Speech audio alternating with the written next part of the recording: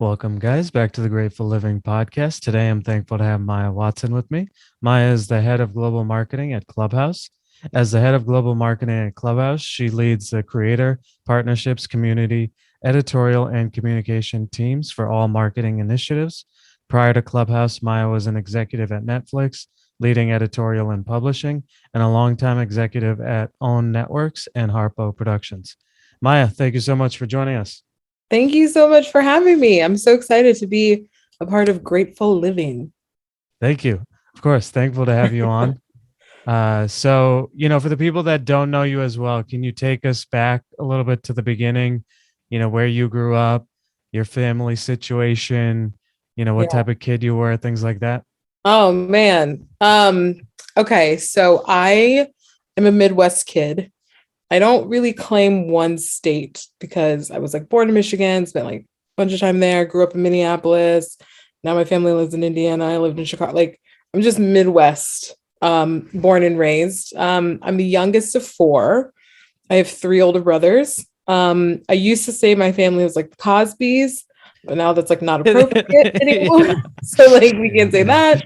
Yeah. But it gives you a sense. Like both my parents were corporate America executives that then went on this path of becoming entrepreneurs. And so early on in my life, I really saw them sacrifice and do what they needed to do and had to do to create, a life for us. And, this goal that every generation is supposed to like push you forward even more. So, we are still a very tight knit family. I think as a kid, like when I was like really young, I just remember laughing a lot. My brothers would tell me that I didn't talk that much when I was younger. It wasn't until I probably got into like mid elementary school that I started to find my voice. And I think it's interesting because I think one of my superpowers is my ability to listen and like just like walk into a room and know everything that's going on and to see like, oh, I'm reading that body language and that tonality in their voice. And oh, did you see that person make eye contact? You know what I mean? Like, Yeah, yeah, I yeah. guess as a young kid, I was like really studying people and Yeah. like the dynamics of humans.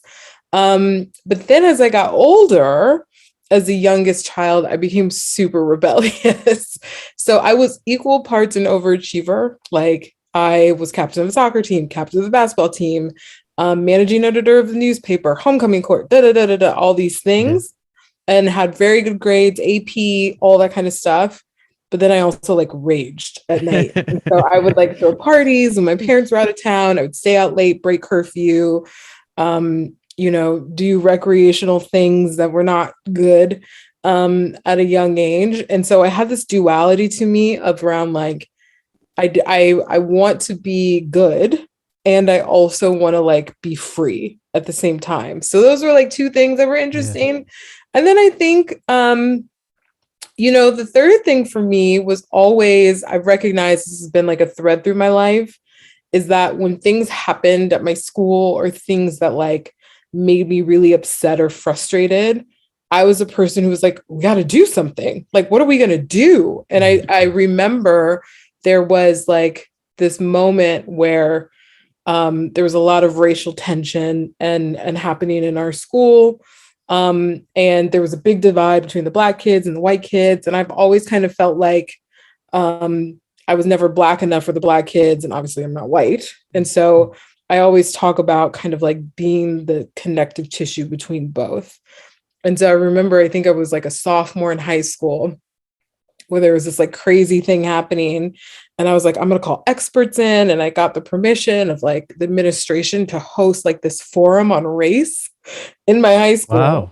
And Okay. I am not an expert on race. So like I was like completely making it up, bringing in these experts and got everybody together and was trying to like, bridge the gap. And I don't know if it helps or not, but it was just that thing in me where I'm like, no, we have to do something. We have to be part of a solution and not just sit by and let things happen to us. And so, that was me as a kid. I was pretty all over the place. Like I always tell my parents, like, I'm sorry. I'm Hey, hey. really sorry. I was all over the place. No, you were making the most of life, Yeah. academically, outside of academics as well. Yeah. That's a good quality. Yeah. So, I saw you were at the University of Miami doing public relations and marketing. Um, Mhm. you know, I guess what was your mindset at that point in college in terms of, where you thought you were going to go? It's so funny because going to the University of Miami was 100% a rebellious choice. Like that was me being like, my parents said to me, you can go anywhere. I said, oh, really? Are you sure? Are you sure I didn't Perry? And I applied, I think I applied to like 15 or 20 schools. And the school that I really wanted to go to, there's two schools I really wanted to go to. One, Stanford, because I was just like beautiful Palo Alto. Um, I had the grades and all the things for it. I did not get in. That was like, I remember the day I got we were talking about this, how now when kids find out about getting into school, it's like an email with like, click the link. Yeah. When I was younger, you got an envelope that was either a Yeah. full size envelope or like, and you're like, no, I got the small envelope. Yeah. I didn't get into Stanford. I also really wanted to go to Howard, which was an all Black school, HBCU, but my brother was there at the time. And I'm like, I have been in my brother's shadow my whole life. I cannot go to college with them. Yeah. And so I applied to all these different schools. And so I got into a lot of places and we went to go visit. And I remember walking on the campus of University of Miami. And if you've never been there, it is gorgeous. It's like a gorgeous campus, palm trees. There's like this big lake in the middle of the pond. You just feel like you're in paradise. Yeah. And I remember walking around the campus doing like the tour and being like, yeah, I think I'm going to go here. So they did have a good communications program, which like I've always had this knack.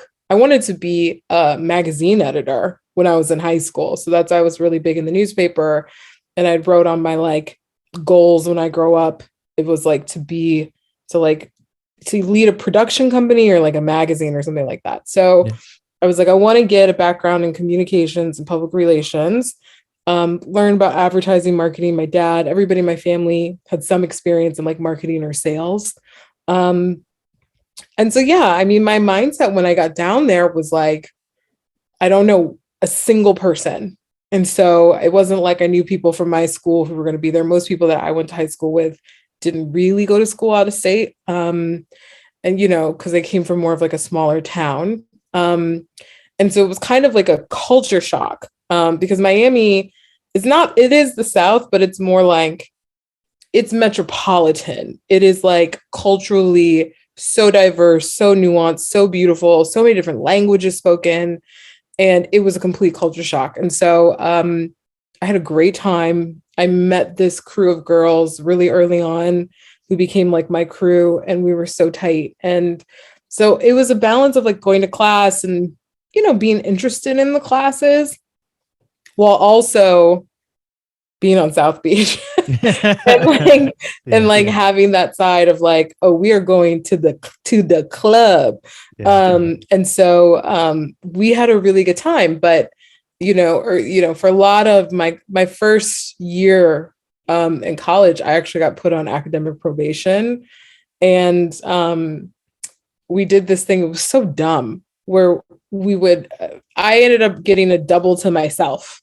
So in my dorm room. And so my roommate moved out before school even started. She had issues and, just it was a lot for her. So my room was always the like party room because I had the big room to myself. Yeah. And we would like sneak in contraband, alcohol, and all this stuff. And then we would decorate the bottles, and we decorated my room with all these like empty alcohol bottles. Well, like, Yeah. guess what? They Like the came to art, visit. yeah, the RA came to visit, was like, Maya, what the fuck? Like 100% just told on yourself. Yep. Right. And so I got put on academic probation really early. So my parents were like, what are you doing down there? Yeah. So yeah.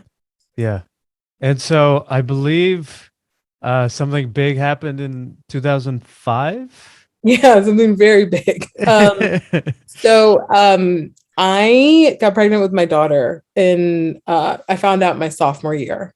And it was definitely a major moment for, I mean, probably the biggest moment of my life. Like, I think for everybody in their life, they have an awakening moment where you kind of like wake up from just existing and start to really think about, what am I here to do? And for those who have parents who are watching or listening, you know that kids are one of those things that just fucking kick your ass into, oh my God, there's somebody I'm responsible for on earth outside of myself. Like, I can't just continue on doing what I've been doing. So I finished out the semester sophomore year, 7 months pregnant, like doing presentations, like my belly out. It was pretty intense. And Yeah. I had Michelle in July of 2005. And then I decided what was best for me at the time was not to stay in Miami, but to move Yeah. home. And so my parents lived in Indiana at the time. And I transferred to a local state. I was transferred to Indiana University. Yep. And she was born July 22nd. And I went back to class 4 weeks later, part-time. So I would like, there was back then, it's so crazy to say back then, I'm not that old, but I had her when I was 19. So Yeah. this was like 17 years ago. Yeah. And there weren't these sophisticated like breast pumps and all this stuff. So like I would go to class and then come home and breastfeed, and like go to class and come home and breastfeed, and go to class and come. So it was really important to me, for whatever reason, to not let it be something that got me behind. I 100% was like, I'm not going to be like a teen mom statistic. Yeah. And when I started to feel bad for myself, being like, oh, I'm a young mom, I'm not gonna be able to do the things I want to do. It was really my parents who kind of like poured into me and nurtured me, who said, you get to decide how this goes.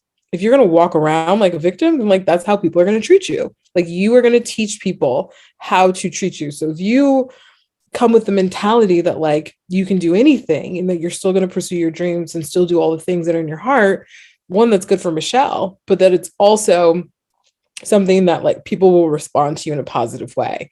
And so I really tried to like resist that urge to be like, oh, my life is over, and so I'm just gonna have to put my things aside. And it was a lot. It was a lot of sacrifice. It was, I mean, I'm being super young. I didn't know what I was doing. Like, it's something that I still tell Michelle today, that I think has been one of the blessings of having kids young, is that I'm just really honest around, listen, girl, we are making this up as we go. So like we co-created our lives together.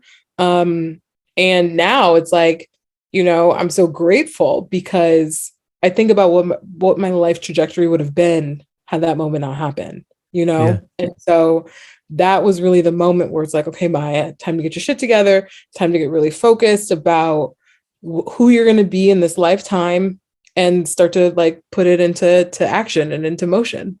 Yeah. I'm Yeah. curious, given the hindsight of time, if there's someone out there who's currently, just found out they're pregnant and in college, obviously they're going through a lot of discussions. Maybe people are telling her, to consider an abortion, things like that. Or, um, for you, is there something you would have told your 19-year-old self at that time? I mean, I'm sure there's a lot of people saying a lot of different things. Yeah. Oh, wow. That's a beautiful question. I think it's a very personal choice for people, and I'm pro-choice. And I think if I were to talk to somebody who's in that situation, I would say you need to make whatever decision you feel like is the right decision for you, and there's no shame in either decision, 100%. Um, and for those who choose to move forward, um, I think the thing that really helped me was this idea of, one, you're not alone. Um, you're not the first person to become a mom super young. And I know that when it happens, you just feel like, oh my God, my world, like I didn't expect this, I didn't plan this.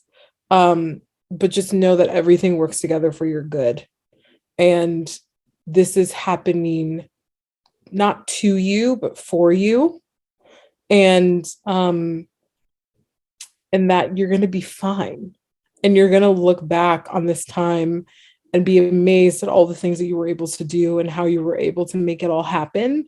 And, there's a ton of fear around, like, how am I going to, like, I think about being 19 and I remember coming home when I had just first found out and just thinking, like, how the hell am I going to do this? Yeah. And 17 years later, it's like, bitch, you did it. You know what I mean? Yeah. So it's like, you just have to know that you will be okay, and that everything everything you need, you already have inside of you. And to just be grateful and like happy that you were chosen to bring life into the world. Like, there's no greater honor and privilege than to bring life onto earth. And so, find your tribe, find your community. Don't be afraid to ask for help. You're definitely going to need help. You can't do it by yourself. And that everything is going to be okay. How long did it take you to get that mindset of it's happening for you, or instead of to you? Like, was it immediate 6 months later? Was it Oh when she was no. like age 5, or like Oh when Jesus. did you, because, obviously in the moment for them, they're probably not going to be feeling that way because they Yeah. see all their friends, Yeah. living carefree. When did you develop that mindset? You know, these are great questions. These are some questions that I haven't thought about before. Um, I remember I was actually just talking to a friend about this.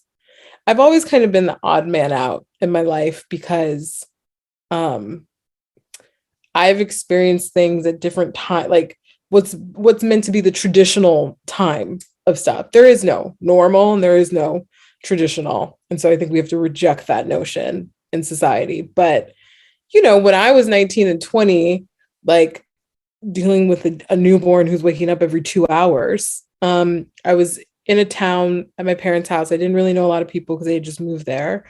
And I was trying so hard to stay connected to my friends at school at Miami. And so I would call them and try to like be like, what's going on? Like, keep me up to speed. Right.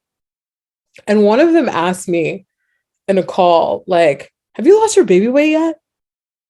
And I was like, what? No, like, I am like trying to survive over here. What do you mean? Yeah. And it wasn't coming from like a bad place. It wasn't coming Yeah. from a negative place. It was like their level of consciousness at that moment, being 19 and 20 and being carefree and like living their lives and going to the club and thinking about boys and all of these things, where I'm like, I realized in that moment that this is going to be lonely. Like, most people my age will not understand what I'm experiencing unless they've also experienced it.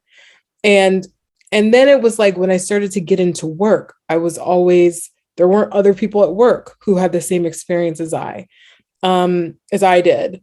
Like Michelle's friends, when she was at school, she didn't have the same, her friends' parents were like 20 years older than me. Yeah. So I just realized early on, like, girl, you're gonna have to be your own best friend. And you're just gonna have to like you're going to have to talk to yourself and treat yourself like you would somebody else that you cared for, because I don't know that I'm going to get it from my circle because they just are not in my shoes. And so I realized pretty early that, like, if I'm going to do this and I'm going to do it well, that, I'm going to have to really find ways to motivate myself. My faith is everything. And so, like, my faith was a big part. My parents, my like immediate family, and like a really small, tiny group of friends who I could call on. But it was a very like lonely journey, and it still is, And so I think that, for people who are in that situation, you're going to have to realize that unless you are in a circle of other young single moms, like, it is very lonely. It is like you are on this journey and it's you against the world. And I think I recognized that probably like within 18 months. But then I also didn't hold any expectations of other people. And so it really released me from this feeling of like, it was a blessing and a curse, because it released me from feeling like, I should expect certain things from other people. I didn't have any expectations. Mm. Um, And then when I found people who were in my same situation, like I held on tight to them because it is such a unique journey, you know? And so like if you were in that situation and or you just found yourself in that situation, or you find yourself just kind of like on this path that is not the quote unquote traditional path, you know, it's like just know that you're on that path for a reason. And like some seasons that you feel awkward in are the same things that are going to make you feel relevant, that are going to make you relevant in the next. You don't know what you're being prepared for.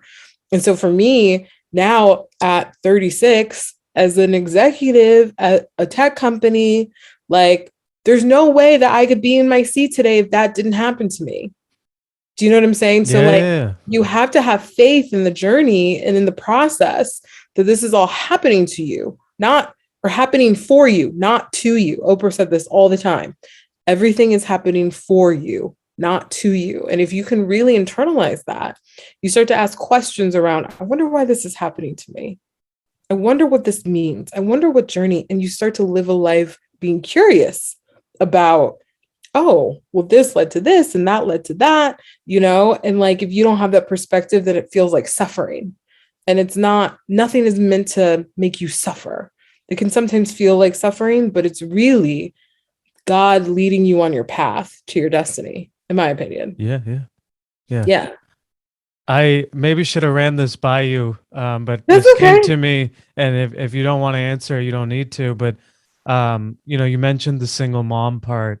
You know, I'm curious, you know, managing the relationship with her biological father and things like that. How do you have any pieces of advice for anyone on that aspect of it?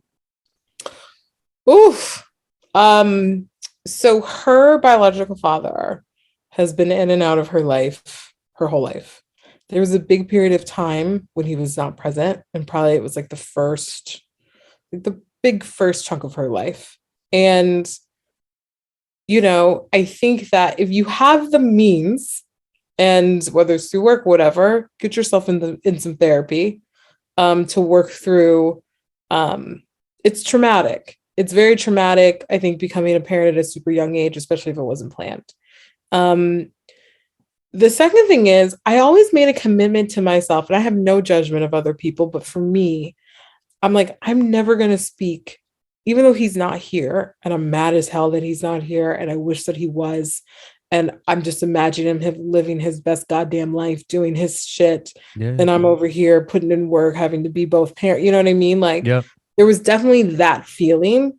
I never let Michelle know that because she needs to make her own judgments about her biological father. And one day I knew he would come back around, and I didn't want to taint the relationship because of my own resentment. That's my shit. That's not her shit. She didn't ask to be here. So, you know, for me, I always was very conscious of, I never spoke ill will. We always just prayed for him and whatever he was going through.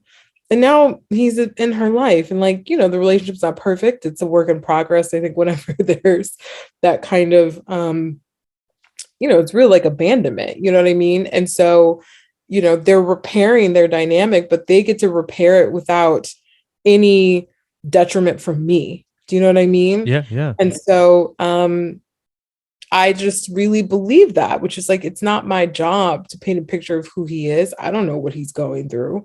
I don't know what his life is like. And so I just was always welcoming for the moment that he decided to come back into her life, and that, you know, they have to work on that themselves. That's not my job. And so I think it depends. Like for some people, they end up getting married. That was not my thing. I was like, no, we're not meant to be married. Yeah. You know, we brought this beautiful being into the world, and that's why we were together.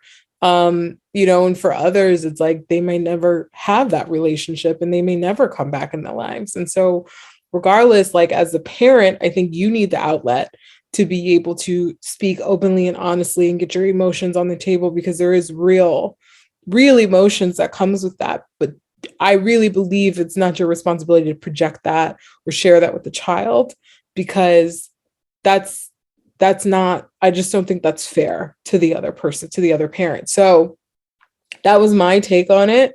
And so you like my dream and my goal is that one day we are this modern family and like he's married. I got married, I'm now divorced, but like I wanted us to have this environment where like we could all be together and it's about pouring into Michelle and making sure that Michelle is good, you know? So we're still on our path.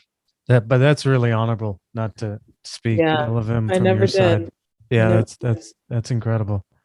You referenced it a little bit, and I'm sorry I'm sticking on this so much, but did. you know, the FOMO aspect, is there anything you would give yourself advice on? I'm sure there were tough nights where, you know, maybe a Saturday night where you stayed in with Michelle and you knew your friends in Miami were going out, you know, Yeah. is there anything you would say in terms of managing that aspect?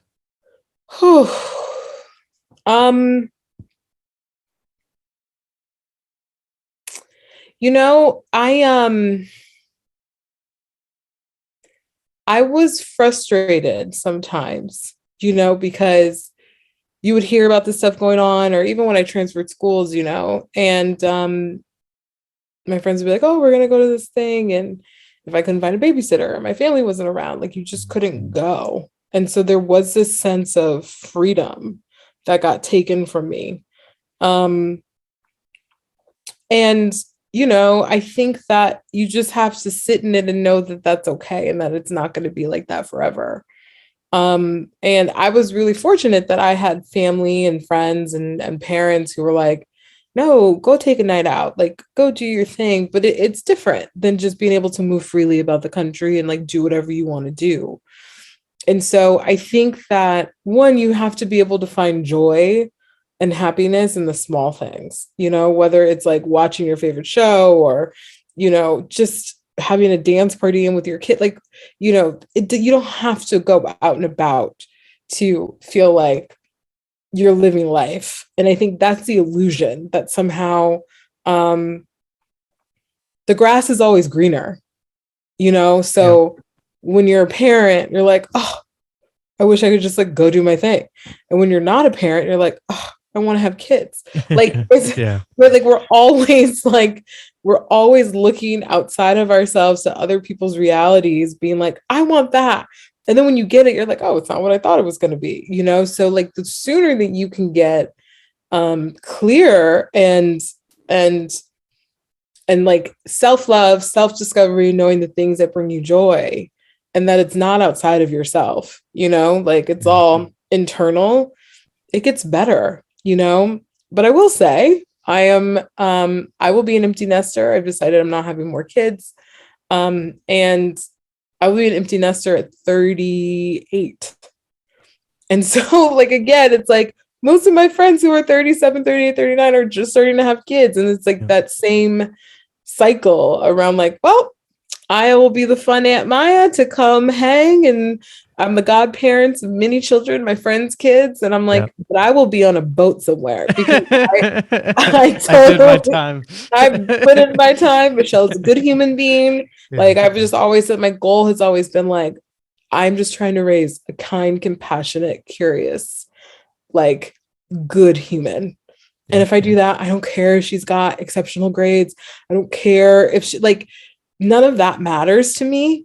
And I see her and I am just in like awe of this person who really like, yes, I was like her guardian. She was also kind of mine in some ways. And so I'm so proud of the person and the woman that she's becoming. And I'm like very excited for her to start her life and just to now be a coach and a friend to her. But I was like, mom will be on a plane somewhere, you know, going Yeah. from city to city on her own time. And so I am excited for that as well. Yeah. Yeah. One last question on this. You know, do you have any advice for people, uh, you know, dating single moms? You know, I think, you know, obviously that ends up happening where, you know, you might be dating someone who's has Yeah. never had children and you know, any advice for them on that aspect? Oh. So I mean, I guess I could only share my experience, which was Michelle only really met I think, to people that I dated. Because I was very conscious of like, you know, I think when you introduce your kids to somebody, it sends a signal. Um, but then you also don't want to wait too long because their chemistry also matters, Yeah. you know? And so I think I will speak to men who are dating women with kids. It's like, if you're not ready for that responsibility, like you shouldn't even, don't even entertain it. You know what Yeah. I mean? Because it's just a waste of everybody's time.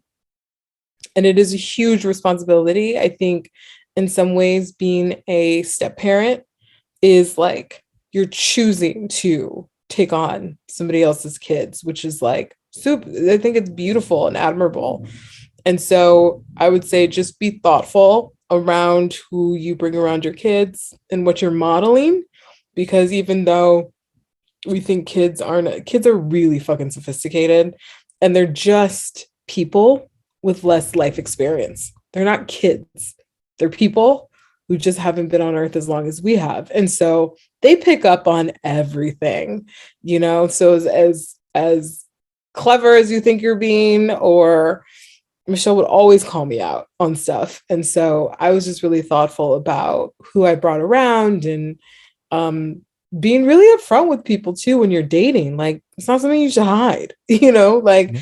you should let people know straight up, I have a child and they should get to decide whether or not they want to continue on. And just be, if they don't, it doesn't mean that you are not worthy, or that you are not good, or that you are not worth love. You know what I mean? Like, what it is just a preference. In the same way, if somebody says like, you know, I love Donald Trump, like you could decide if you want to like be in a relation, like it's the same thing. And so I Yeah. think that, and like no shade to people who support Donald Trump, it's just not my thing. Yeah. Yeah.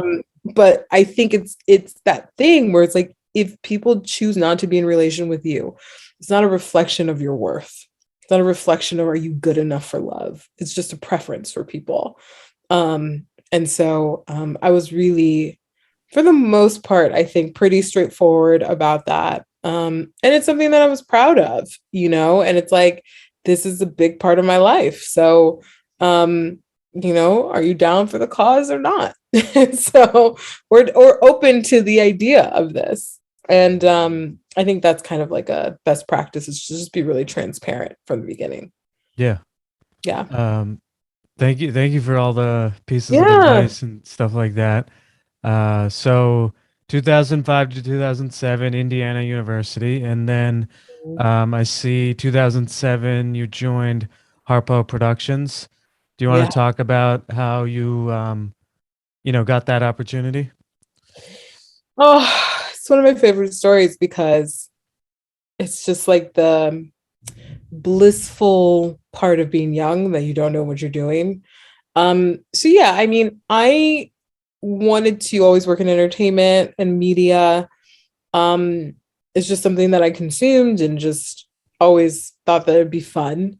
Um, when I moved home to Indiana, my parents lived 90 miles outside of Chicago, which is where Harpo Studios was. And so I was like, okay, if I'm going to work in entertainment, like maybe I could get a job at Harpo. And it was really the only player in the Midwest. I mean, because there was some like, I think Judge Judy was in Chicago, and some other, like, I think Maury was in Chicago, but I was like, I'm not Yeah. going to work for the Maury Povich show. No shade.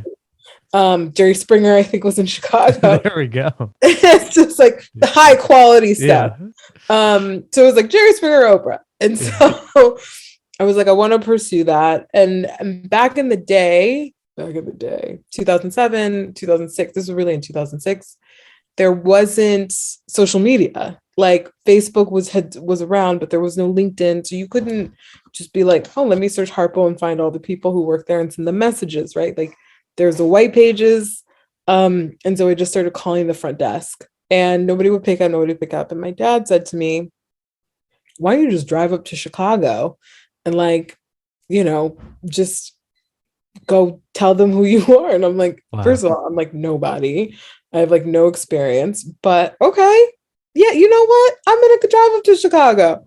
So I put on my gray express suit, Heather gray express suit, um, put together a bullshit resume and drove to Chicago, my little Nissan Altima, and pulled up to security, said, hi, I'm here to see somebody in HR. They said, do you have an appointment? I said, no, I do not. And they said, you can't, you need an appointment. And I said, I'll just wait in the lobby. And so I waited in the lobby the entire day, probably from 10 a.m. until they closed, until people started to leave. And it's so funny because people are like, how did you sit in the lobby for all those hours? Well, the thing that they had is they had the TVs up in the lobby where you could watch the show being taped. So I was just watching the Oprah show being produced all day. And at the end of the day, this gentleman named Torrance came down in a linen suit. He's like one of my good friends and he said, okay, who are you? What are you doing? They said you won't leave until you meet somebody in HR. And he was in HR. And so I said, I want a job here. I'm I think at the time I was junior in college. And he said, we don't take college grads. You have to have graduated. I said, okay, well, I'm going to graduate in like 12 months or 18 months. Can I come back then? And he said, yeah. And he's like, and you need to have production experience. You need to have this, you need to have that. So he gave me the whole list of things I needed to do. And I said, okay, if I go do these things and then graduate, you'll hire me? And he said, no, there's no guarantee that you'll be hired. But I was like, but there's a possibility that I could be hired. And he was like, yeah, no, I guess. And so I was like, can I have your card? Because back then we used to keep business cards. Yep. And so I was like, okay, I'm going to go do these things. So what I did was I got an internship at ESPN Radio. So I get some production experience. I was a general assignment reporter in my parents' town. So I could like learn how to like put content together. I worked at Comcast for a summer. Like, so I just like was very sequential with the goal of like getting into Harpo at some point. And every time that I had an update, I would email him and be like, hey, Torrance, it's Maya. Just want to let you know, got this internship at ESPN. Here are all the things I'm learning, like checking off the things on the list, you know? Yeah. But then he called me back probably like 18 months after our original meeting and said, we're starting an internship program, a paid internship program. And I just had to reach out to you because you've essentially been stalking me and like harassing me. And so can you come interview? And I was like, yeah. He's like, have you graduated? And without hesitation, I was just like, yep. And I hadn't. So I came in and interviewed in publicity with the whole publicity team. And I heard back from them within 12 hours. They're like, hey, we think you're great. Can you start on Monday? And this was fall 2007. And so I was like, yep, I can start. And I then was driving home, called the dean of the business school at Indiana. And I was like, listen, I was like so aggressive. I was like, I just got like my dream job. I've been trying to get in here for over a year. And I told them that I had my degree and I don't. So I can't be on campus this semester. And I need you guys to work with me. And so they were so gracious enough to let me do independent study my final semester. So I didn't have to be on campus. And I started that next Monday. Wow. That's awesome. Yeah. So, you grew from an intern in public relations to the director of marketing and social media. Do you have any pieces of advice on, to young people just starting out their professional career on, making those strides? Oh, well, I think that at the time for me, I was so happy to be there.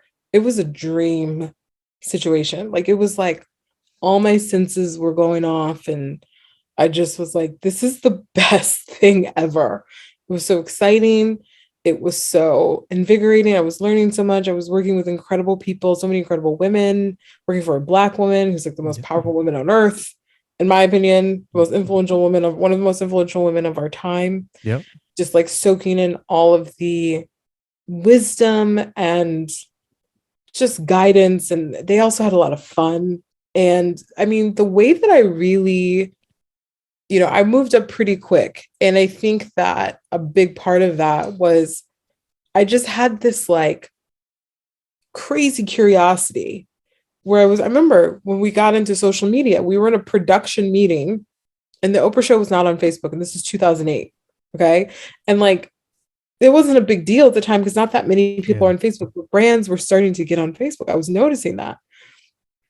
And I said at the end of the meeting, does anybody have any questions? I raised my hand. Hi, I have a question. I'm 21 years old, right? 22 years old. Hi, I have a question. How come we don't have a Facebook page? That's literally how I got into social media.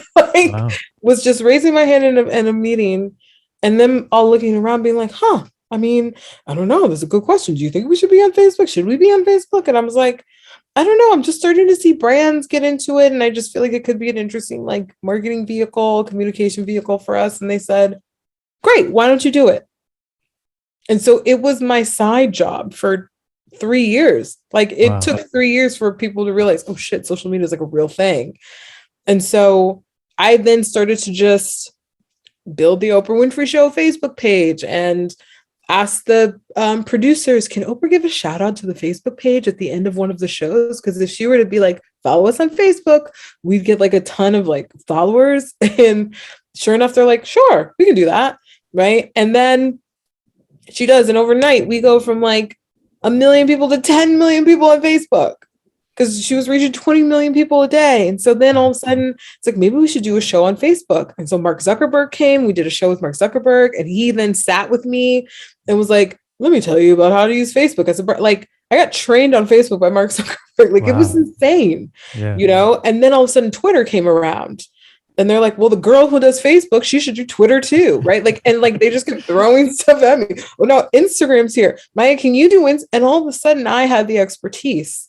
And it's all because I just raised my hand and asked a question. That's how I got into it. And now I work at a social network, like literally, you know? And so I think you just have to follow your curiosity. I think what I've realized for my own life is that there's 4 key things I need out of any experience. It's the 4 P's of work in my life. And this is not true for everybody, but the first is people. Are you working with people that you are obsessed with? Like not just like people you like, but people who you're like, oh my God, you're so smart. Like those kind of people. And if you surround yourself with those kind of people, you will be fine. That's the number one thing. It's like always seek out opportunities with the most interesting, cool, smart, brilliant people. The second thing is passion. Do you give a shit about what you do? Because if you don't, you won't put in the elbow grease that's required to like get to the next level. So for me, Oprah Winfrey is like a personal hero of mine. Like I remember watching the Oprah show as a child with my mom, right? And like she was so present in our life. And I'm like, who is this incredible, wonderful Black woman that I already know everything about? So when I got inside, it wasn't like, oh, I got to figure out what this is. I already knew what she was doing and who she was. And I loved it. And it like resonated with who I was. And so it's like, I'd be watching the Oprah show whether I was working there or not. Right. So like passion. 3, purpose. For me, I realized I cannot be associated with a company or working somewhere where it doesn't have a bigger mission, like a real mission, not just like a mission to make money, but a mission to be like, no, we are trying to help people live their best lives. I can get behind that, you know? And then the 4th is profit. Like, are you being compensated? Or do you feel like you're being paid for your value? You know? And so I always felt like I got promoted. I didn't have to ask for promotions or fight for promotions. People saw my value in the company and were like, you know what, you deserve to be over here, or we're going to put you there. And so I had those 4 P's in my first experience that then really like allowed me to thrive and be the best version of myself and to bring all of me to work and to, you know, it didn't feel like work. It just felt like an extension of who I was. And I think whenever you can find, and not everybody's fortunate enough to find that, I get it. For some people, you got to do what you got to do. And that for me was those internships. Like I didn't love fucking working at Comcast. Sorry, I'm cursing a lot. And so you tell me that thing. No, you're good. But like, I mean, I love Comcast, but it wasn't very fun working for them. You know, same thing with like a general assignment reporter. I quit like halfway through. I was like, you know what? This is not for me. And I walked out of the newsroom. So like, I get that you have to do what you got to do, but if you are blessed and fortunate enough, and I think in big ways or small ways, to find people, purpose, passion, and profit in what you're looking for, you will accelerate, because it feels like you're just flowing. It feels like water. And there's no resistance. When you feel like you're in a position where you don't really love what you're doing, that creates resistance, and resistance creates energy. You're burning energy that is not other energy that you can pour into the thing that you love, So when I reflect back on that time, I realized the reason I moved so fast. I was the youngest executive in the company. I was like 26 years old. Wow. and a VP, vice Yeah. president. You know what I mean? Yeah. And people are like, "Oh my God, how'd you do it?" I was like, "Because I fucking love it. It doesn't feel like work." So that's my advice always, is like, find your 4 Ps and whatever you can do. Yeah. Obviously in some ways you just answered this, but Yeah.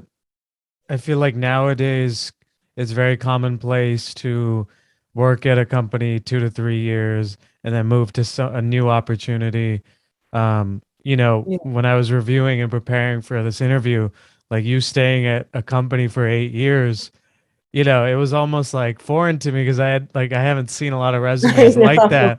I know. Um, as you Yeah. look back on that, I'm not sure if you ever considered leaving at any point, but obviously you had the 4 Ps, but as Yeah. you look at that, or maybe for people in their first job, 22, 23, what's your recommendation on, their commitment to the company?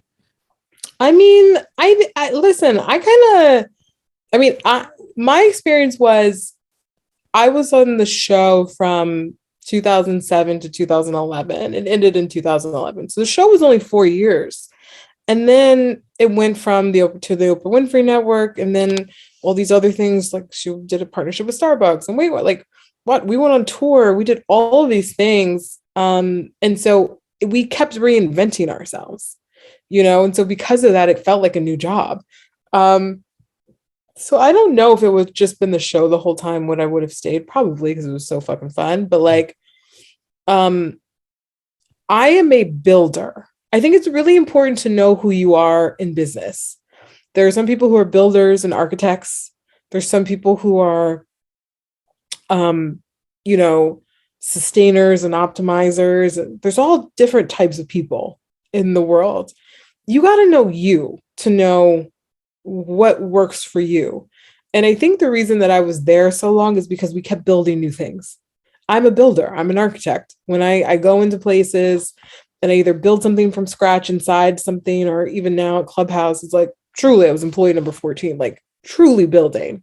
But then I get bored and I got to go on to the next thing. I'm not the sustainer. I'm not the person who is going to just, deal with all the bureaucracy bullshit that sometimes comes with work. And like, I am a person who can help create vision where there is no vision. That is one of my superpowers, in my opinion. And so when it was like, how are we going to make this network work? That was fun for me. That's not fun for some people. Yeah. Some people want more structure. Some people want to be able to clock in and clock out. For me, I like when something's wet clay, and I like when it's like an amoeba and it's like, we don't know what this is. And it's like, it's creatively exhausting, but it's also wildly fulfilling for me. And so that's why I was there for so long. When I was at Netflix, I was there for almost 5 years, and it was very similar, where I came in and they were like, this is a problem we need you to solve. And I created a whole team inside Netflix that never existed before. So it's like, right, it doesn't exist. How do we do this? How do we build? Who are the people? Da, da, da, da, da. And it's like, you build Rome, and then I go on and I leave. So I think that I love that people today aren't staying a long time. Like, I think that whole notion of like, you got to stay, you just got to like, this isn't 1955. This isn't the manufacturing era or the industrial era where it's like you find one job and you're there for 45 years. Like, that's not who we are today. Yeah. Life is changing so fast. We are changing so fast. And I think it's an employee's market. And I think it's so fun to be like, you know what? I've had this experience and now I'm going to go over there. I'm going to go try that. And I think people are on this path to discovery, to figuring out, who am I? What do I love? What am I willing to do? What am I not willing to do? What kind of company do I want to be at? What are my values? Because I think there's more freedom. And I wish that at work, we were more open to that. Like, I think right now, if somebody were to come into an interview, it'd be like, I only plan to be here for 18 months. What would that employer? I think the employer would be like, oh, red flag. Yeah. When honestly, they're just telling you their truth. And so I think we have to think about like work as people like tours of duty. Some people are only going to be here. Some people are only going to be here 18 months. Some people are going to be here for the long haul. And that means that employers have to put in more energy and effort. It's not a one size fits all anymore. It's not like you're just going to have this group of people who's going to be here for 35 years, like my parents or like my grandparents, you know what I mean? Yep. It's just, there's too many options. I can be a YouTuber, a TikToker, Clubhouser. I can start my own podcast and monetize it. Like, there's just too many options now. So I love that people are like, you know what? This is not serving me anymore. I'm on to the next thing. And I think more prerogative to them. And I think as companies, we have to be way more flexible and adaptable to this like shifting workforce. How did you deal with imposter syndrome? Especially as a builder, as you were talking about, you're tasked with Facebook, social media for Facebook, then Twitter comes, you're tasked with that, like where you don't know what it is or what it means to be successful. You're 26, you're an executive. Like, did you feel imposter syndrome or anything like that? 100%. I still do. It's something I really struggle with. It's, I wish I didn't.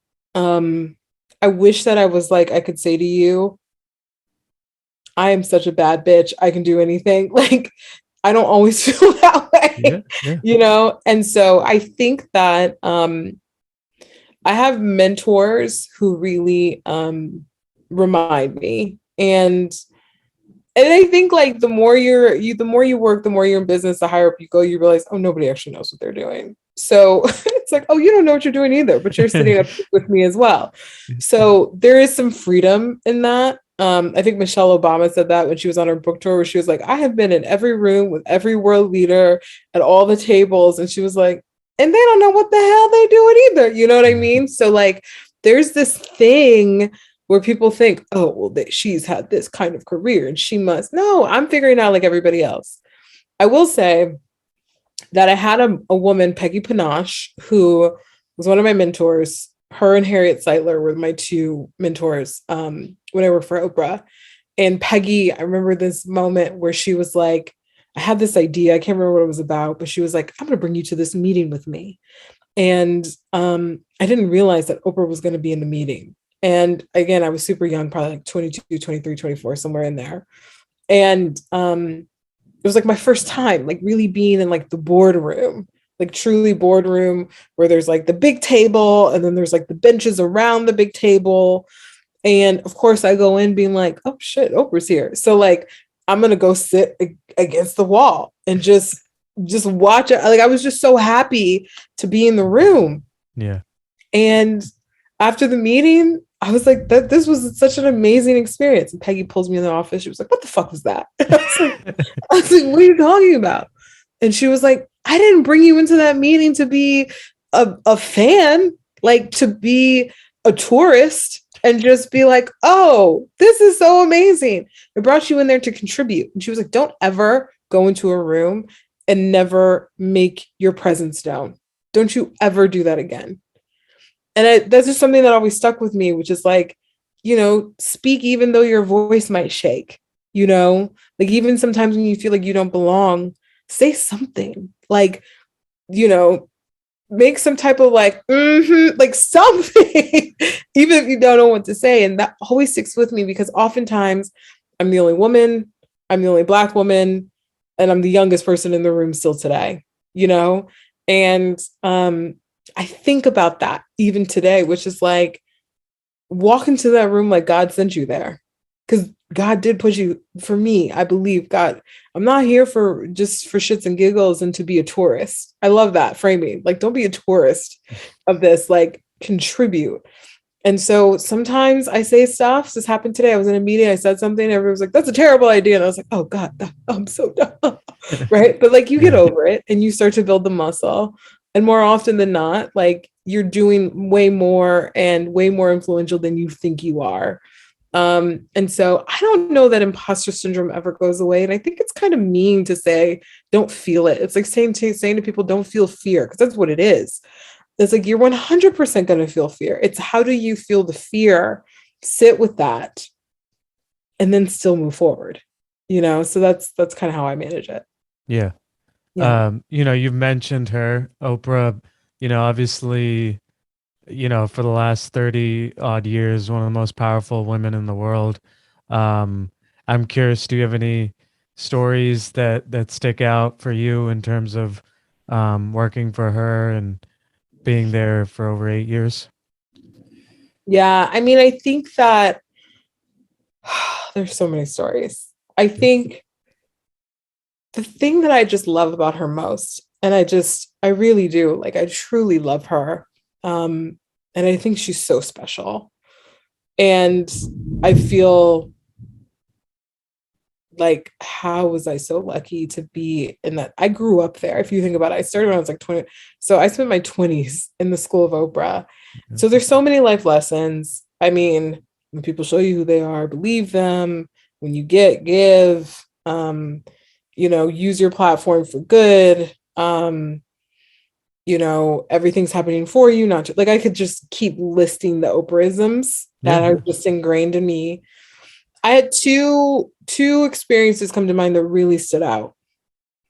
One was her commitment to our well-being and us growing in our spiritual lives. And I think that's something that is just not really talked about at work. If we talk about emotional intelligence, we don't talk about spiritual intelligence. And my spiritual intelligence was very nurtured there. And when we transitioned to own, and it was tough. It was not easy. If you go back and read the press clippings, it was like, oh, Oprah, she's going to fail. And it's like, never bet against Oprah Winfrey, first of all. Like, shame on you. It just took time. And she got us all meditation coaches, and she taught us all how to meditate. And so I was trained by a professional transcendental meditation coach. And we would have bells that went off on our phones twice a day to meditate. And we would go meditate together in the theater room. We prayed at work together. Like, people don't talk about that at business and bringing spirit and spirituality into business. And I just thought that that was so powerful. And it was my first experience. So I was just like, oh, I guess everybody does this at work.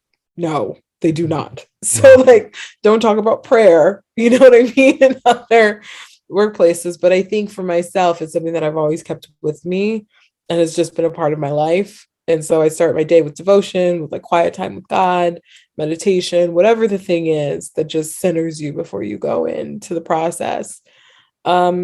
And then the other thing that happened was we were in Maui at like we were at her property because it was like we were celebrating some achievement. The company had met this achievement, and we were on a hike in her backyard. Yes, in her backyard. We could hike. That's how big the backyard. Yeah.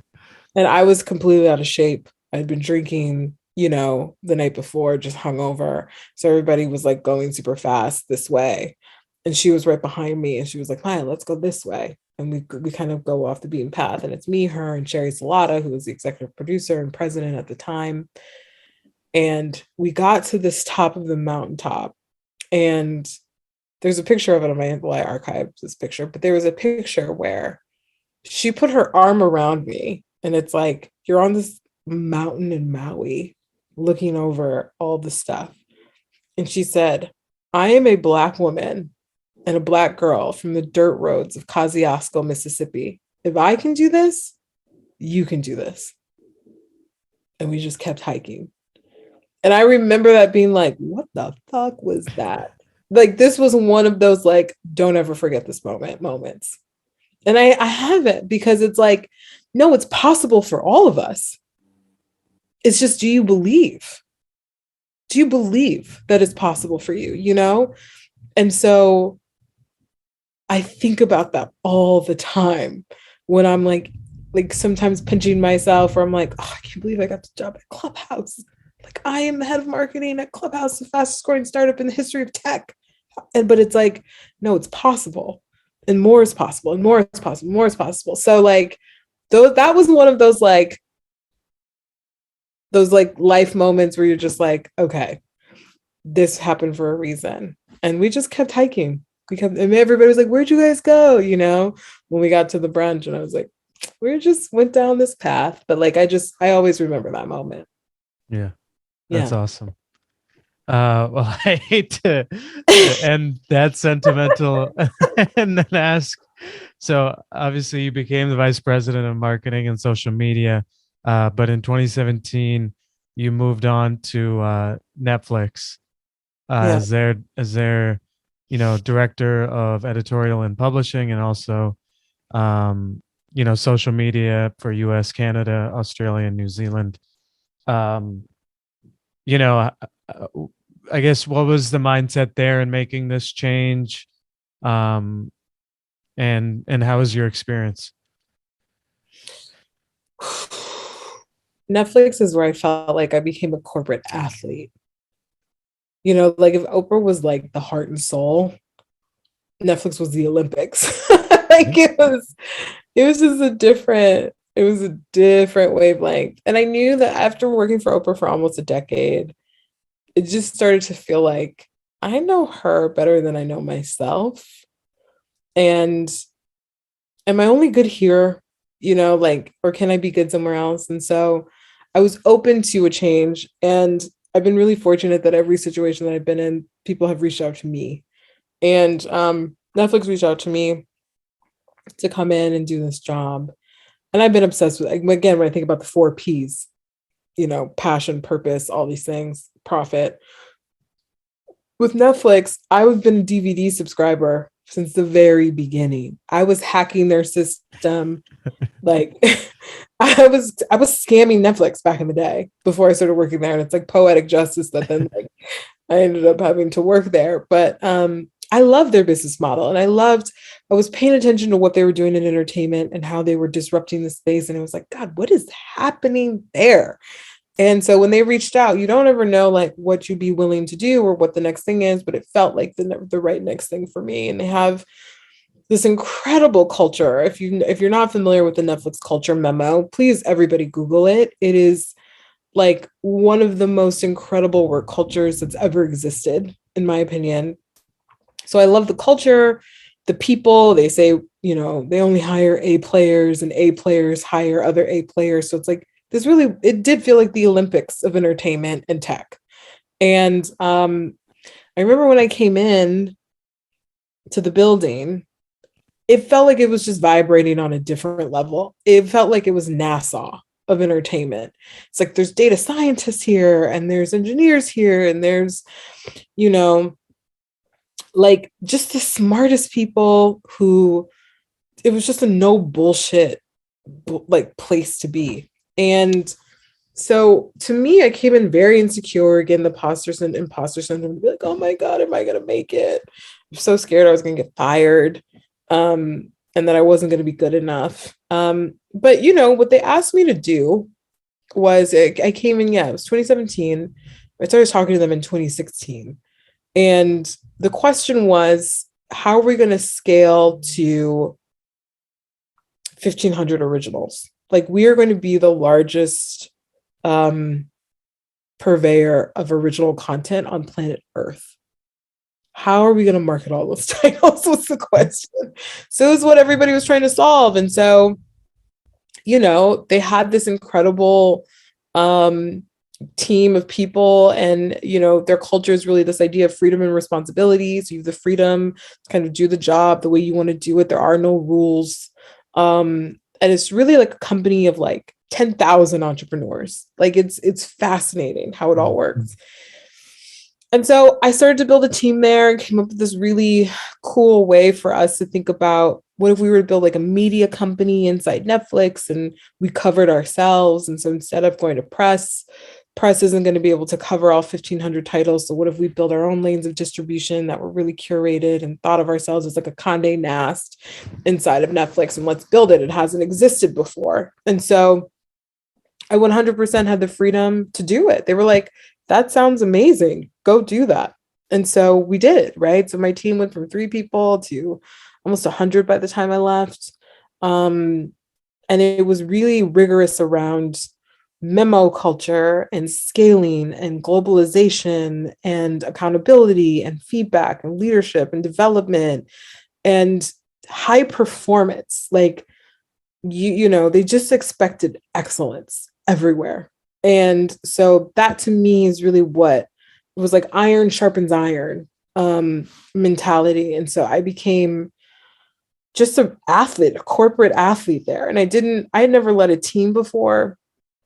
And so I didn't know that I was like, I love leadership and I love people development. I didn't know it was something that I was good at until I got there. The people, again, were just like the most amazing people, still some of my closest friends I met at Netflix. And so it was exciting. It was such an exciting, fun place to be and to learn Yeah. from. Yeah. Yeah. You talked about it, you know, growing as a manager from 3 to 100 is quite a difference. Is there Yeah. any lessons that you know, took in trying to, I mean, obviously it's a lot easier to do, you know, weekly meetings with 3 people Yeah. individually. You can't really do that with 100.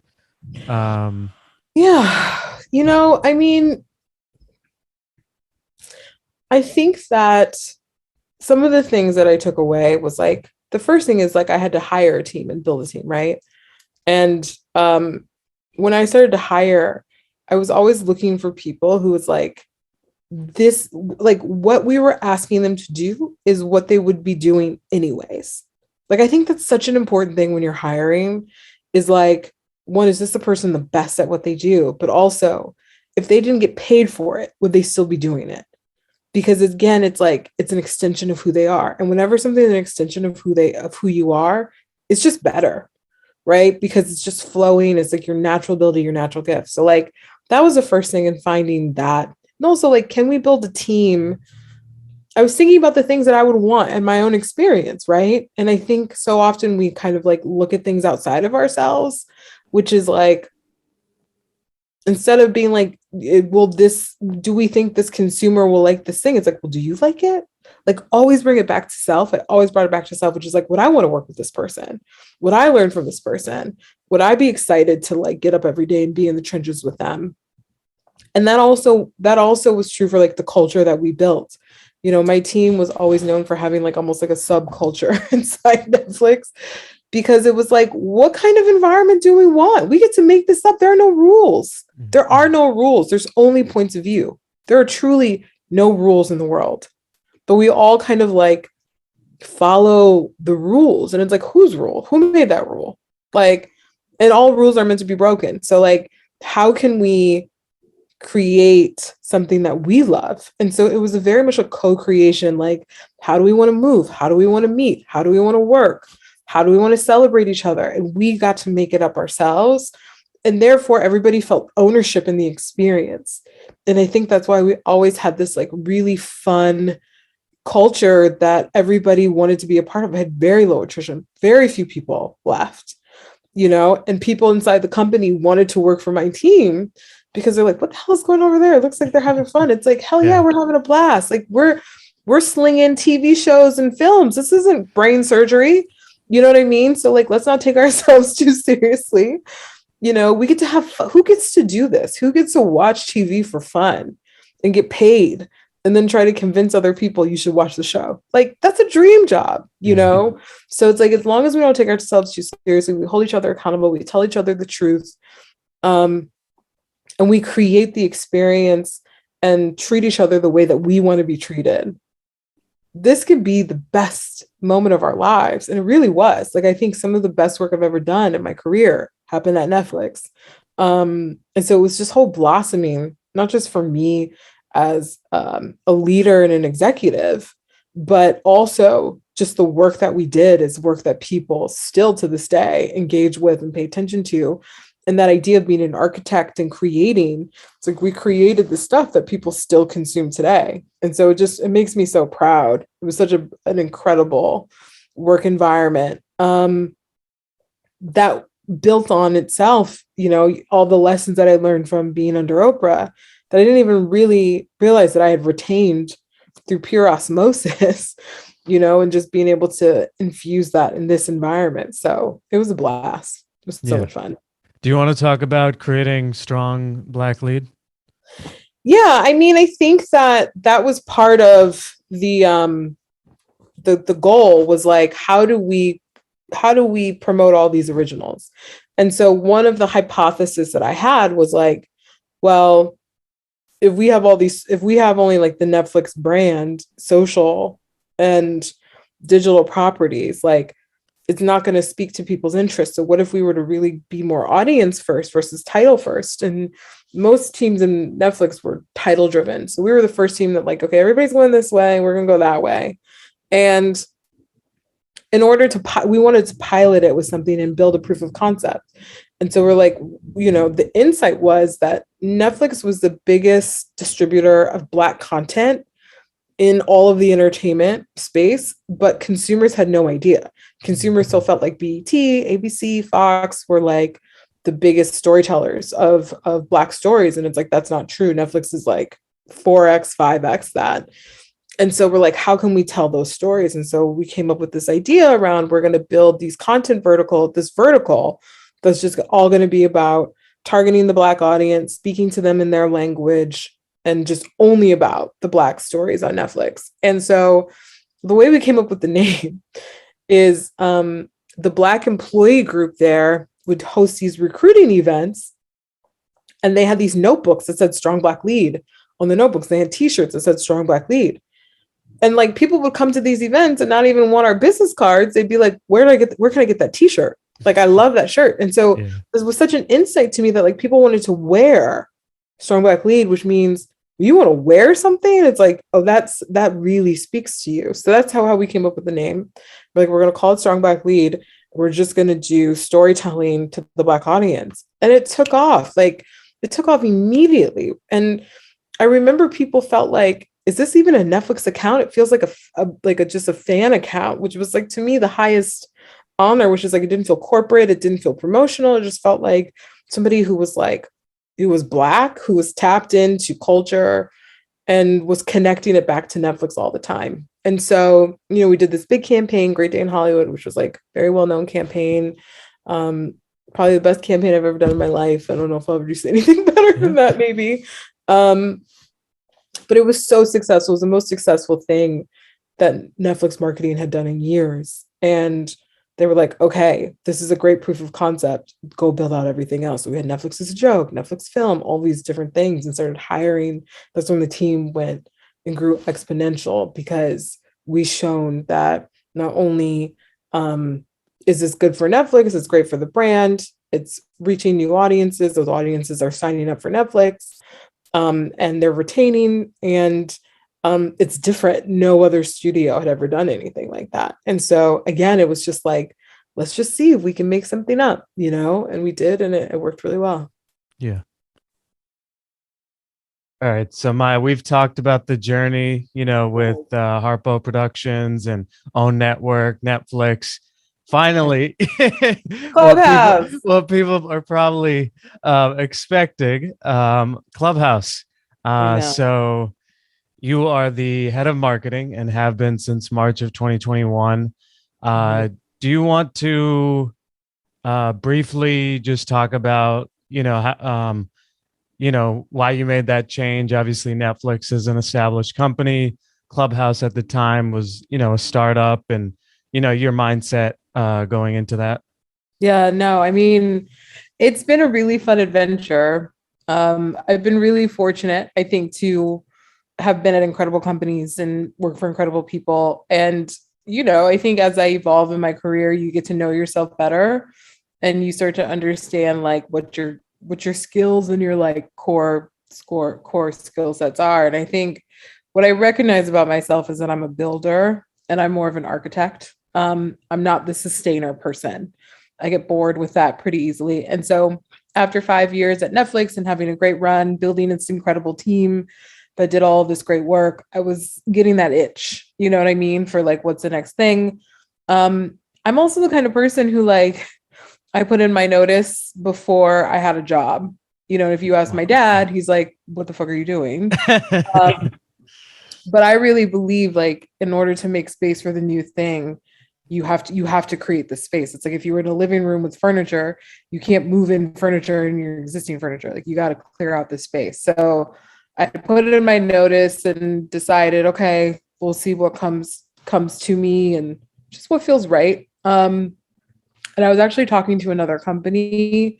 I was really far down the path with this other company that was in the wellness space, that I was really excited about to go lead marketing for them. And pretty close to when that was about to close, I got a DM from Paul on LinkedIn.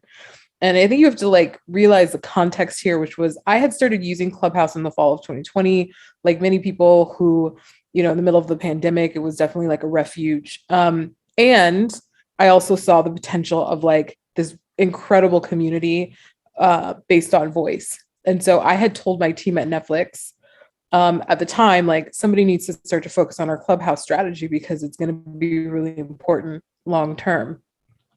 And so when then the CEO and co-founder reaches out to me and it's like, hey, I'm looking for somebody to build programming and marketing and comms and editorial and social and like come in from the ground up, I was like, oh God, I know this is one of those things that like makes me really nervous. I had the whole feeling in my stomach around, oh God, what am I about to do? Because I knew I was going to do it. And so he and I talked, Paul and I talked, and we kind of like, we just talked for a long time. And some of the things that I really was excited about, one, the idea to be able to lead all of marketing, which was finally taking all of my experience to date and putting it into practice, and like leading the orchestra, as I kind of talk about.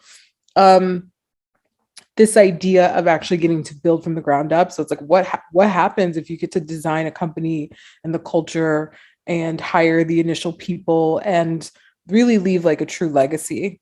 And I was really excited about the audio space and the innovation there. And Paul and Rohan are incredible people. They're some of the best people I know, like truly, in terms of just like integrity, humorous leaders.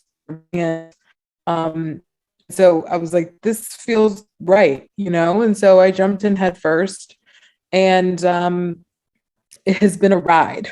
I'll tell you that. And, you know, Clubhouse is this like enigma of a company. And it is something where, you know, there's been a lot of attention on us. And, you know, we had a lot of work to do, right? So I was employee number 14 or 15, I think. And so now we're over 100. And so it's just been this incredible journey of like building, which has been just a joy and exhilarating and stressful and. Yeah.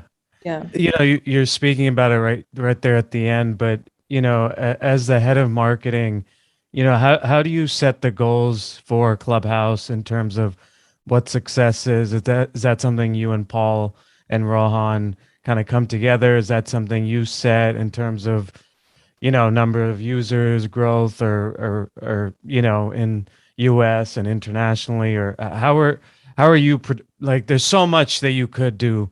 How do you prioritize what it is that you are focusing on?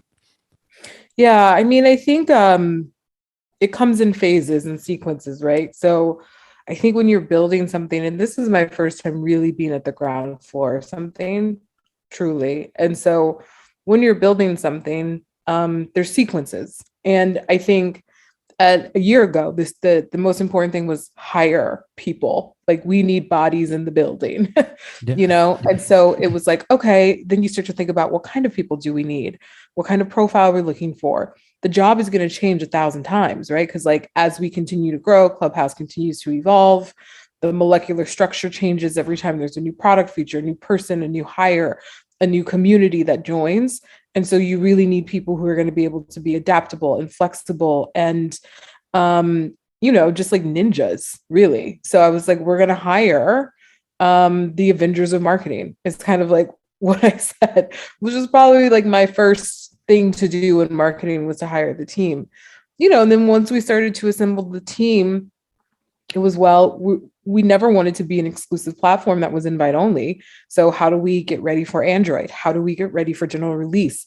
How do we be more intentional about telling our story? Because for the first year of the company, there was barely anybody in comms inside Clubhouse, right? So you had all these people speculating about who we are, what we cared about, what our values were. And so what we needed to do was to do the work internally to really get clear about who are we, right? What do we care about? What are our values? How do we want to run this thing? How do we want to serve our community? And then be proactive in telling that story and reflecting back what's true about us. So it was a lot of like, can we just get the like, we're talking about building a house, it's like we needed to get the foundation really strong. Like, let's make sure we're pouring really solid concrete. So as we continue to build on top of it, we're coming from a really strong place. And then like, you keep adding new audiences. I think it was really important to me to make sure that Clubhouse was a diverse place and there was all different kinds of people having conversations. I think when I joined a year ago, it was very Silicon Valley focused, and that makes sense because then the invite model, and how do we continue to evolve the conversations to entertainment and comedy and sports and Black culture and Gen Z and, all of these different types of groups. So then it was like, how do we start to attract those audiences? How do we then open up to a global community? How do we understand what's happening in India and Japan and Nigeria, like in all these different countries? And so that was like, that's a lot of work. I mean, I think I hired 20 people in like, I don't know, like 8 months, which is like pretty significant to then onboard them, integrate them. And then at the same time, figuring out, well, what kind of culture do we want to have? How do we want to move and work as a company? And so it's all, you're making it up, as you go, and you're taking the reason it's so important to build a diverse team from the beginning is because it's not just diversity in how we look and our orientations, but really also experience. So you have this person from who came from, that company who's like, well, this is how we did it. And I can say, well, this is how we did it at Netflix. And this is how, so you're right. And then you're taking all of that input and then figuring out what's right for us. And so because you're creating something that's never existed before, the intellectual Olympics that it takes to do that and to build everything from scratch, that's what's exhausting. That's what's hard. And you don't know if it's going to work. And most of the time it doesn't, right? And then you're like, okay, let's try something else. Let's try something else. So you have to have this muscle and this resilience to just keep getting up and like building the systems that are going to get us to where we want to go. And so, as Clubhouse, we've had ups, we've had downs, we've had ups, we've had like our goal is to get to a place of sustainable growth, which we're really proud that we're seeing, which means that we have a really strong foundation, and we can support that growth over time. Yeah, I was going to ask that, maybe there's someone out there that hasn't heard of you guys in the last couple of years, for them, and then I guess even for the future, like what do you anticipate Clubhouse's vision and future, within society as being? Oh, I love that question. We've talked about this a lot. Okay, so go on this ride with me, okay? Because Yeah. I think that I think we have a very important place in society. And whenever something has this kind of energy, like I think it's really important to get curious, like what is going on where people are spending 70 minutes a day on the platform, 70 minutes a day, right? Like what is going on when people's lives are changing, like fundamentally? What is going on when people are finding their spouses and getting married and all this? What is going on with this, like, incredible growth trajectory of this company? And so I think as we've gotten really curious about it, some things have become clear about kind of our role. Um, you know, people describe us as a social media platform. We are, but we are more of a place, a gathering place for people to come on the internet. And, social promised us and the internet promised that we would be more connected. That if we could build all these platforms and we have all these friends and we have all these followers everywhere, but indeed people are actually feeling less connected, more lonely, reporting that they actually have less friends, more lost than they've ever been. And that was true prior to the pandemic. I think it was 2016 where the Surgeon General in the US deemed loneliness an epidemic. And so, what this idea of like us all being isolated from each other, even though we're more connected, has been a trend and a trajectory that's been happening. And what COVID did is accelerated that trajectory. And so now we're not emotionally and mentally isolated. We're now physically isolated, yeah. Right? And insert Clubhouse and boom, takes off. And so what Clubhouse is, it's a place where people can come, where they can be themselves and where they can find real connection with other people. And that is what people want more than anything today. They want to know, do you see me? Do you hear me? Do I matter to you? And they want to be accepted for who they are, not this like performative nature of, what we post on other platforms or airbrush photos or hot takes, and 280 characters. It's like, no, this is me. This is Maya. This is my voice. And this is what you get. And this is the most raw, vulnerable version of myself. And when I then experience that people receive me and accept me, I'm in, because that's what we really need. And that's what we're wired for. And so I think that Clubhouse really represents this virtual place on the internet where people can come together, and people can, it's almost like a city and like a metropolis of all of these places, right? So these clubs and these experiences, and you're going through the hallways, and it's like Main Street in a city, and you're bumping into people you see, people people you don't know, and you're able to have these incredibly rich conversations that when you close the app, you feel better than when you open the app. And I think that's not true of other platforms. And so I think for us, like, we really play this important role of bringing people together, cultivating conversation. And anyone who has a voice belongs, And I think that's going to be really important. I think that's why it's been a very emotional and passion-filled experience for so many people. I think that's why there's so much energy around the company, because we're really solving this need for connection. Yeah. Yeah. Obviously there is going to be a certain population of people who are, maybe a minority or a woman who are looking at your rise, right, to, being a C-suite level executive at a very, a high-tech company, right? And so I'm curious, for someone starting out, maybe they're, a Black female, 22 years old, is there something that you would say in terms of, any pieces of advice in the journey, and how you, Yeah. got to where you got to? I mean, I guess I would just like, I think that I don't take it for granted that I have an opportunity like this, and I think that I'm trying to be as intentional as I can with it. And I think for those who are coming in the door, I think that a few things to keep in mind. It's hard. Like, I think people have this, like, if we just give people advice to be like, just follow your heart and like, follow your passions. Like, I think that's great. That's also true. But I think that life is hard. And I think for people who come from historically and traditionally marginalized groups, it's really hard. And so I think it's like, 1, being mindful of that. And 2, surrounding yourself with people who are going to pour into you and nurture and nourish you, because it's very easy to get to a place where you feel like, you've put in all this energy, you put in all this work, and you don't have anything left to give.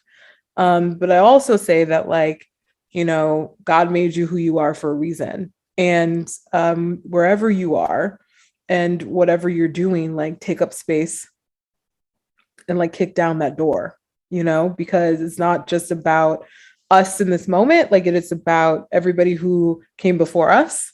I think about women like Bosma St. John, who's become a mentor of mine, who, I never saw anybody like her doing what she did. And so she gave me permission to like keep dreaming, to say, okay, maybe I can get there one day, and I hope to be that for people, right? To feel like, wow, like, look at her, look at what she's doing. Like, maybe I can get there one day. And so it's not just about our own trajectory. It's about, what legacy are we leaving behind?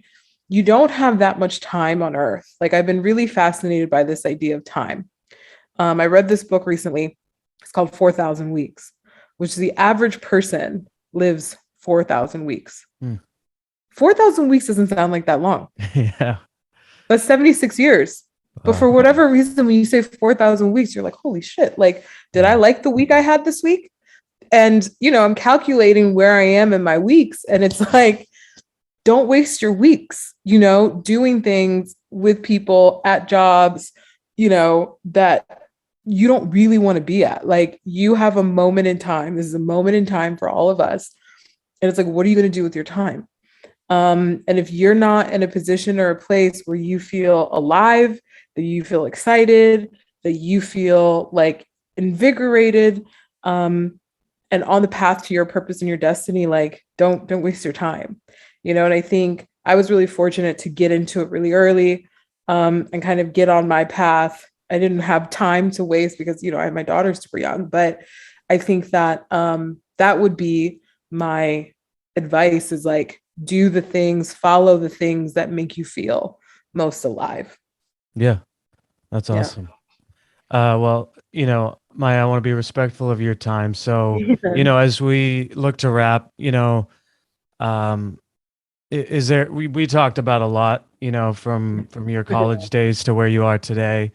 Is there, again, a lot of people are going to look at your success, and that's something that they want, maybe 10, 15 years down the line as they start their careers. Or just in terms of life, is there anything else that you would like to pass on, or, wish I had asked you and we didn't get a chance to talk about prior to this? No, this has been like so much fun. It's been like a walk down memory lane. There's so many things that, like, I hadn't really thought about in a long time, that I feel like it's like, Maya Watson, this is your life. We kind of like went down the path. I think, like, I'm just really happy to be a part of this. Thank you so much for inviting me. And I guess, like, the only thing that I'll say is, like, we're in this time right now where there's like a lot of suffering.